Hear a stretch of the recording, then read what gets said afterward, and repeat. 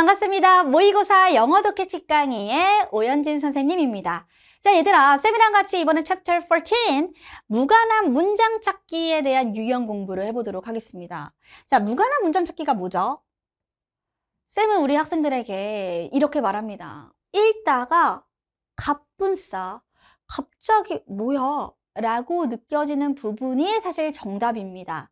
근데 이걸 우리 친구들이 지문이 쉬우면 쉽게 찾을 수가 있지만 지문이 어렵고 내가 모르는 어휘가 많아지면 이 문제가 또 어려워질 수가 있겠죠. 자, 그러면 글의 흐름과 무관한 문장 찾기 유형은 무엇이냐? 글의 논리적인 흐름을 파악해서 주어진 단락 안에서 글의 흐름을 방해하거나 아니면 주제에서 벗어난 내용의 문장을 찾아주면 됩니다. 즉, 갑분싸라고 했을 때 뭐야? 라고 한다는 건 아니, 앞에 있는 내용과 뒤에 있는 내용 그 사이에 이 문장이 왜 들어와? 아니, 주제와 연관이 없는데 그런 거 골라주시면 되는 거예요. 쉬울 것 같지만 어렵다는 거죠. 자, 여러분 일단 이것부터 아셔야 돼요. 글이라고 하는 거. 여러분, 지문이 결국 글이잖아요.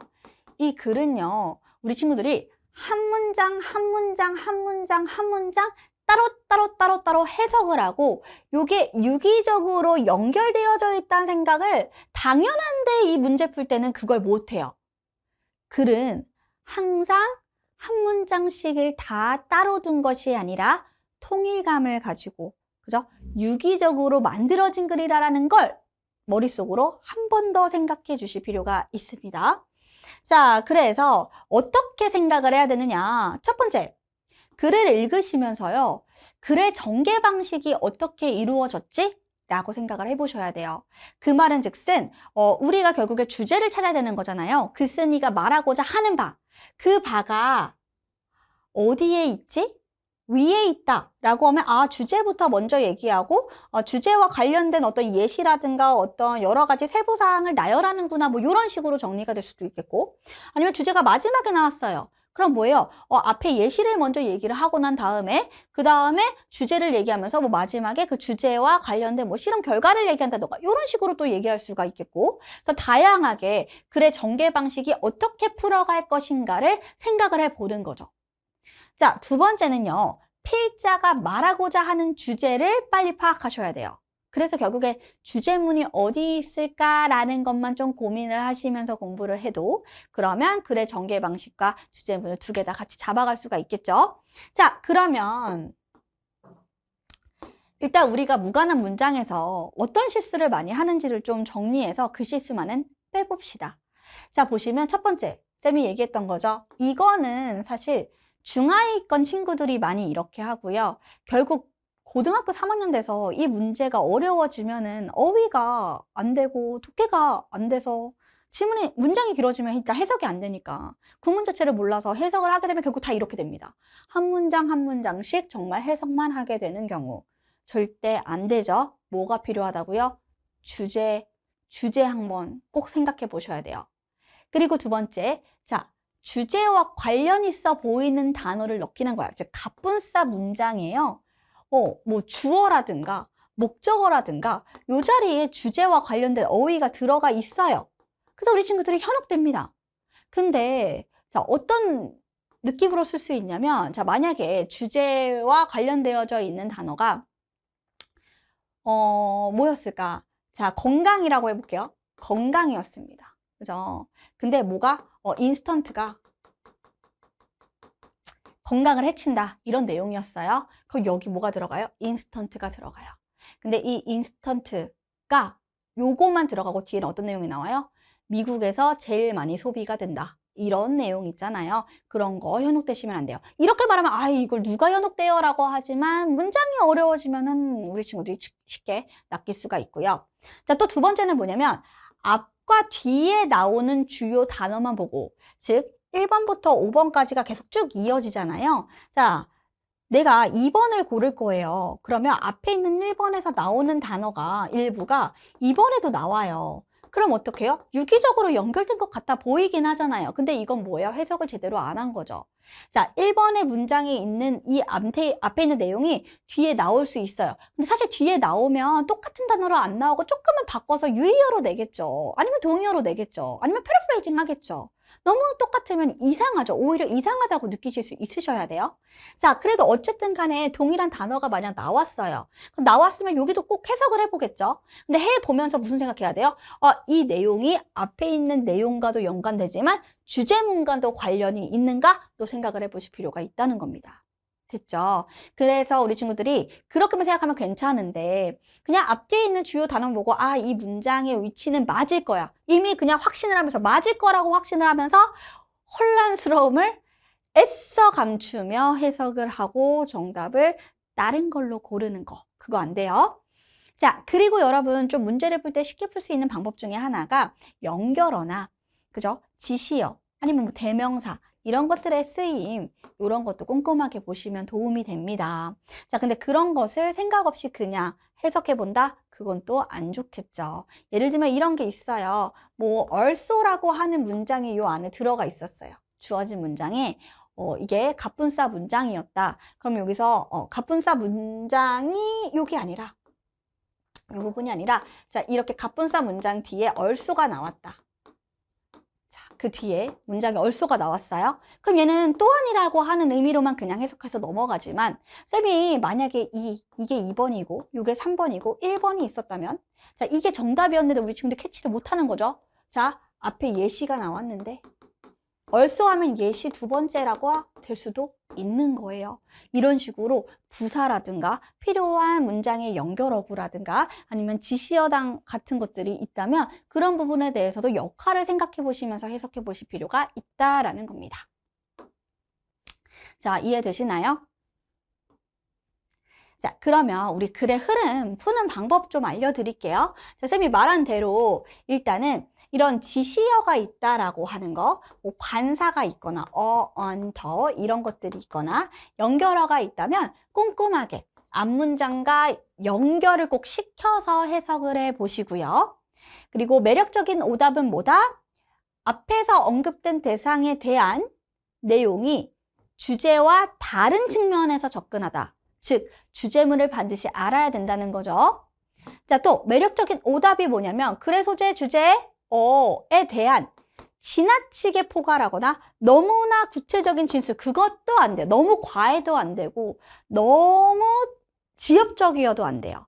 그래서 이런 것들 결국에 주제가 좀 중요하다라는 거죠. 자, 답을 고른 후에는요. 이거 꼭 해보셔야 돼요. 답을 제외하고 앞뒤 문장이 이것만 빼면 참 통일감을 잘 이루고 있는가 이것도 생각해 보실 필요가 있습니다. 자, 우리 친구들 글의 흐름과 관련된 이 나름의 유형에 대한 그 설명을 했는데요. 우리 친구들이 잘 이해했는지 우리 같이 한번 기출문제로 적용시켜 보면서 연습해 보도록 할게요. 기출문제로 적용하기 한번 시작해 보도록 할게요. 자, 우리 연습 문제로요. 2021년 3월 학평 35번 문제 가져왔습니다. 자, 다음 글에서 전체 흐름과 관련 없는 거 골라주시면 되는데요. 자, 우리 친구들이 당연히 첫 번째 문장부터 쭉 읽어볼 겁니다.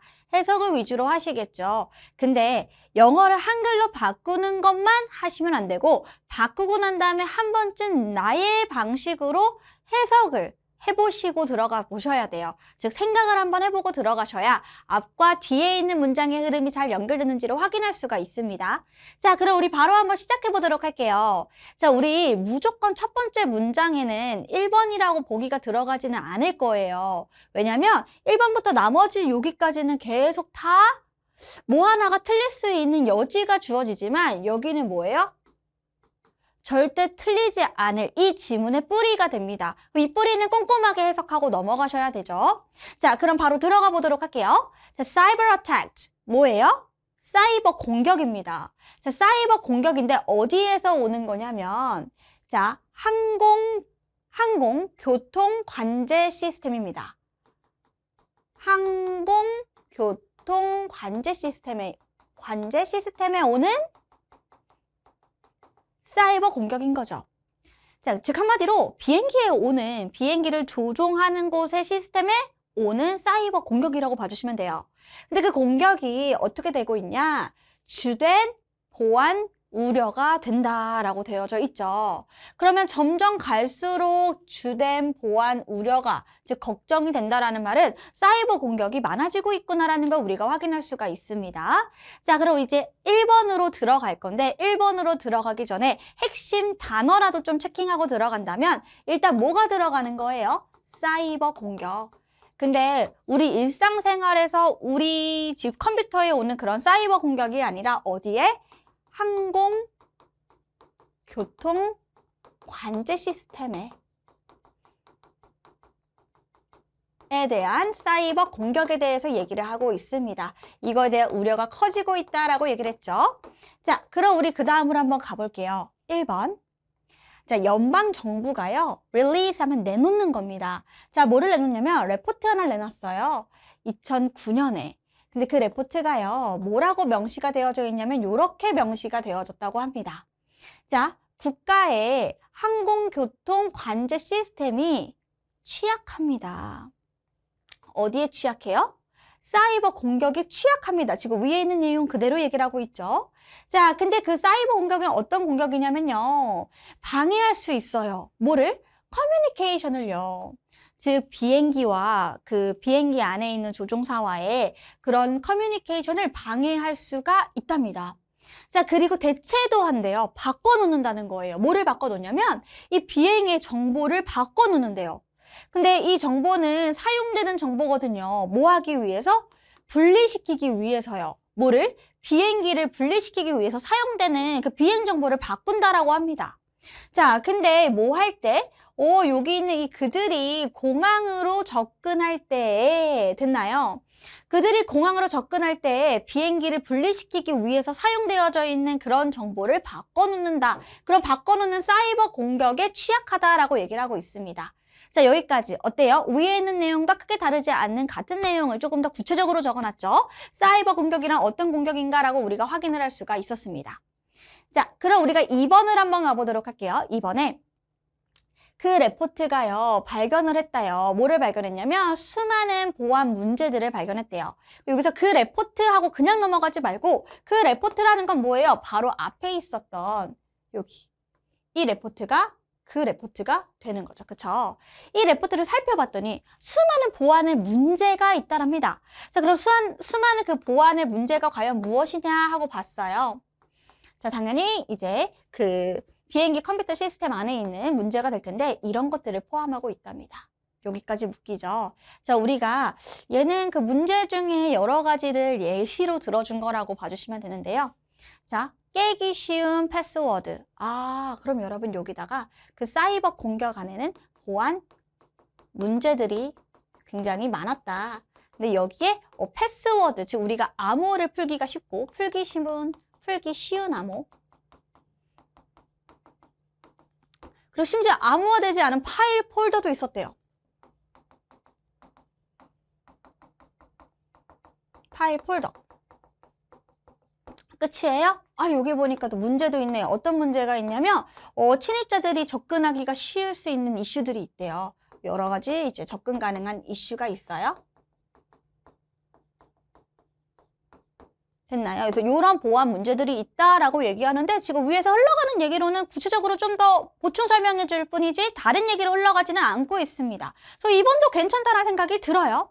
자, 그럼 3번으로 한번 가볼까요? 3번에 뭐라고 얘기하냐면 사이버 어택이 요거 괜찮죠? 사이버 공격인데 어디 공격? 여기도 괜찮네요. 자, 항공교통에서의 사이버 공격이 자, 잠재력을 가지고 있는데 어떤 잠재력을 가지고 있냐면 죽일 수도 있다는 거예요. 많은 사람들을. 가능하죠. 그쵸? 조종사와의 의사소통을 막아버리고 비행 정보를 대체하면 사람들이 죽을 수도 있죠. 자, 또 어떻게 하냐면요. 무력화시킨다는 겁니다. 자, 뭐를 무력화시키냐면 그 나라의 전체 항공산업을 무력화시킬 수도 있겠죠. 이건 뭐예요? 위험성을 얘기하고 있네요. 사이버 공격의 위험성. 근데 이 사이버 공격이 뭐 다른 것이 아니라 여기 있는 항공교통과 관련된 거라면 얘도 말해도 괜찮겠죠. 그쵸? 그럼 우리 이번에 4번으로 한번 가볼까요? 자, 4번을 보니까 여러분 unprecedented라고 나오면 이거는 전례 없는입니다. 전례가 없는. 자, 여러분 전례 없는 감소, 즉 많은 감소가 이뤄졌다가 되는 건데요. 뭐에? 고객 수요에. 고객 수요가 감소했대요. 근데 그 감소가 영향을 끼친답니다. 어디에? 어디에? 수익성에. 뭐에? 항공산업의 수익성에 떨어지도록 영향을 준다. 근데 여러분 우리가 이런 얘기를 지금 할 필요가 있나요? 아니죠. 우리는 사이버 공격에 대한 얘기를 했죠. 그리고 비행기 얘기 물론 나왔죠. 그러나 여기서 이 얘기와 관련된 얘기는 전혀 나오지 않았기 때문에 4번은 좀 잘못된 거다. 뭔가 글이 이상하게 흘러가네 라는 생각이 드시면서 정답을 4번으로 골라주시는 겁니다. 그럼 얘들아 우리가 4번을 골랐다면 얘를 지우고 바로 5번으로 가보면 5번은 결국 무슨 얘기가 나와야 돼요? 사이버 공격과 관련된 얘기가 계속 흘러나와야겠죠. 자, 여기 보시면요. 타이트닝이에요. 꽉 조여내는 겁니다. 뭐를 꽉 조여요? 여러분, 에어라인 컴퓨터 시큐리티. 시큐리티? 자, 3번 한번 볼까요? 시큐리티 문제 있었잖아요. 그러니까 이 컴퓨터, 이 항공 컴퓨터 보안을 꽉 잡는다라는 건 강화시키는 거. 보안 강화. 요게 문제점이었기 때문에 우리가 5번은 뭐예요? 이렇게 강화시키는 게 훨씬 더 중요하다. 그래서 보안을 강화시키는 거에 대한 중요성을 강조하고 있다라고 얘기할 수가 있겠네요. 그럼 흘러가는 내용이 지금 굉장히 자연스럽게 흘러가죠. 4번을 제외하곤. 자, 그럼 보면 뭐라고 나오냐면 강화시키는 게 훨씬 더 중요할 수도 있어요. 자, 뭐보다요? 우리 공항 들어갈 때 보행자들이 그 시큐리티 스크리닝 하잖아요. 즉 그 보안 검색하잖아요. 그 보안 검색을 하는 것보다 오히려 요렇게 이 보안 강화를 하는 것이 사이버 공격에 대한 보안 강화하는 게 더 중요할 수가 있는데요. 자, 이유는 왜? 점점 더 사이버 지향되어져 있는 세계가 되어가고 있기 때문에 그래서 요렇게 나오죠. 미래에 이 비행기를 공격하는 사람들 있죠? 이 사람들은 뭐 할 수 있어요? 심지어 탑승을 하지 않을 수도 있다. 예전 같았으면은요, 비행기에 누군가가 타. 그러면 이제 그 나쁜 사람이 비행기에 타면 그 사람에 의해서 이제 비행기 자체가 뭔가 사람들을 다 같이 죽이고 이럴 수 있지만, 이제는 그 사람이 그 안에 타지 않는다고 하더라도, 예를 들면 뭐 테러범 같이, 그런 사람들이 비행기 안 타도 된다는 거예요. 왜? 사이버 지향 세계가 되었기 때문에 사이버 보안 강화가 더 중요하다는 내용으로 흘러가게 됩니다. 그래서 정답 몇 번? 정답은 4번이 되겠네요. 자, 우리 한 문제만 더 풀어볼게요. 자, 이번에 보시면요. 2022학년도 9월 학평 35번 문제가 되겠습니다. 자, 우리 35번에 글의 전체 흐름과 관계가 없는 문장 골라보도록 할게요. 자, 역시 보시면 1번부터 5번까지 있을 때 1번 전에 요렇게. 요게 뭐예요? 이 지문의 뿌리입니다. 요건 절대 안 바뀐다는 말이 되겠죠? 자, 보시면 다양한 이론적인 관점이 있어요. 다양한 이론 관점. 자, 이론 관점이 제공한답니다. 뭐를 제공하냐면요. 통찰력을 준대요. 자, 인사이트를 주는데 뭐에 대한? 이주에 관한. 이주라는 게 뭡니까? 우리가 살 거주지를 옮기는 것에 대한 통찰력을 준다고 하는데요. 자, 여기까지가 일단 나왔습니다. 자, 좀만 더 가볼게요. 자, 여기 경제학인데요. 요렇게 나오네요. 이렇게 묶어보면 되겠습니다. 자, 추정하는 경제학입니다. 뭐를요? 자, 여기 보시면 actors, 행동하는 사람이 참여합니다. 어디? 유용성이 최대한에 참여를 한다라고 가정하는 그 경제학은 나타냅니다. 하나의 프레임워크를, 하나의 어떤 틀을. 자, 여기까지는 우리 친구들이 여긴 잘 이해가 안 될 수도 있을 것 같지만 이건 그냥 넘어가 보도록 할게요. 자, 그럼 일단 우리가 여기 있는 거는 일단 이해를 했고요. 그럼 우리가 한번 1번부터 들어가 보도록 할게요. From this perspective라고 하니까 이런 관점으로부터는, 그럼 여러분 이런 관점이라고 그냥만 해석하지 말고 이런 관점은 어떤 관점? 이런 관점인 거죠. 이주에 대한 통찰력을 줄 수 있는 이론적 관점인 거죠.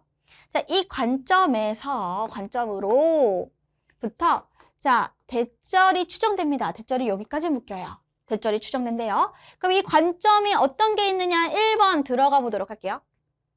개인이 뭐예요? 합리적인 행위자다. 개인은 합리적 행위자. 즉 다시 말하면 얘들아, 그들은, 즉 이 개인들은요, 이주 결정을 내리는데요. 뭐를 기반으로 내리냐면 그들의 평가, 즉 이주하는 사람들이 평가를 내린다는 거예요. 뭐에 대한 평가를 내리냐면 as well as니까 B, as well as A, 요렇게. 그럼 얘들아 여기서 versus 보이죠? 그럼 요렇게 끊고 D부터 먼저 해석하면 떠나는 것, 그러니까 그 지역을 떠나는 것의 비용과 편익 대. 그럼 얘들아 쌤 여기다가 한번 적어볼게요. 개인적인 이 개인의 합리적인 행위자라고 얘기할 때 하나는 떠나는 것, 떠나는 것. 이걸로 쓸까요?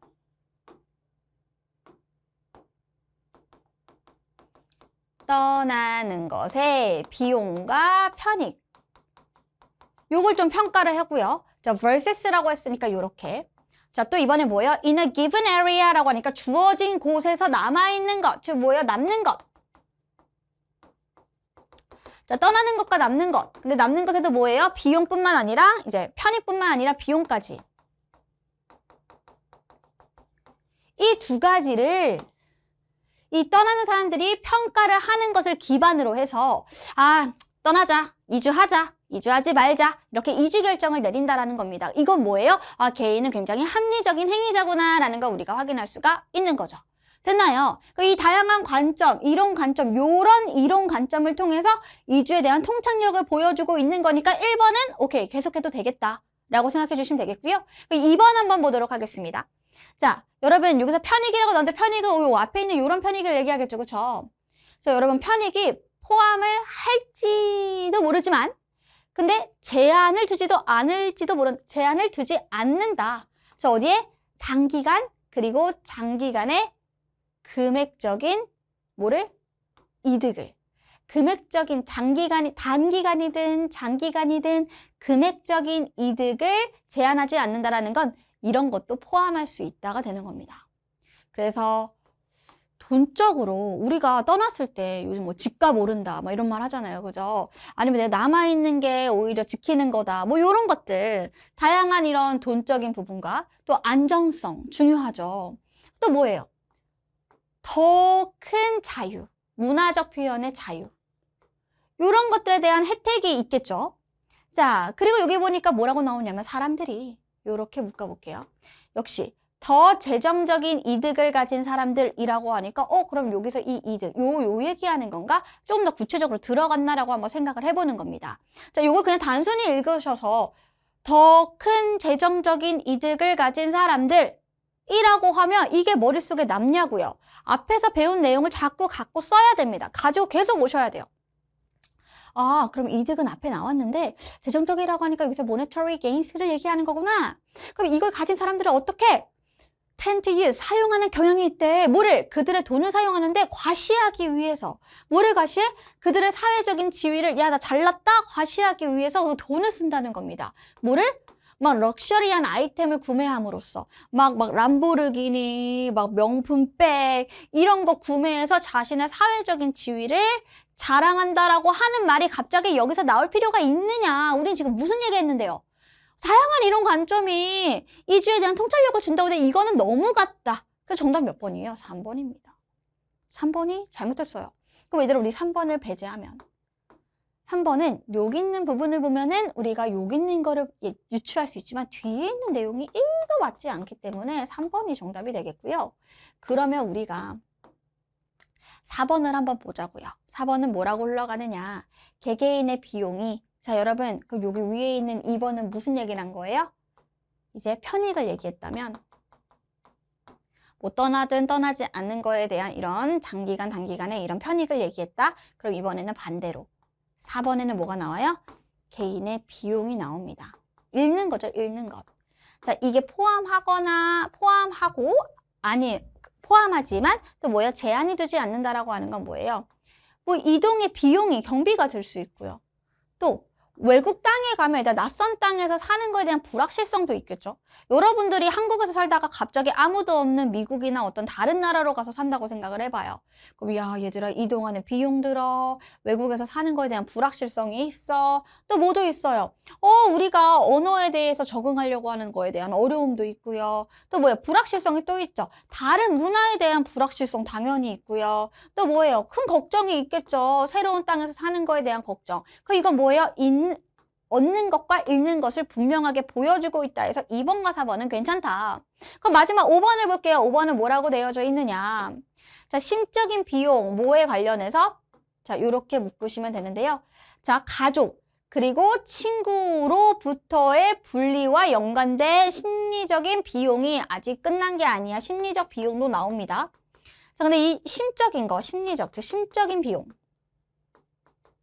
그러니까 우리가 비용이라고 하면은 우리가 딱 보이는 그런 손해, 돈이나 이런 것들에 대한 손해만, 물질적인 손해만 생각하는데, 근데 마음적인 비용도 있다는 거죠. 근데 이 비용, 그리고 또 어떻게 해요? 두려움이죠.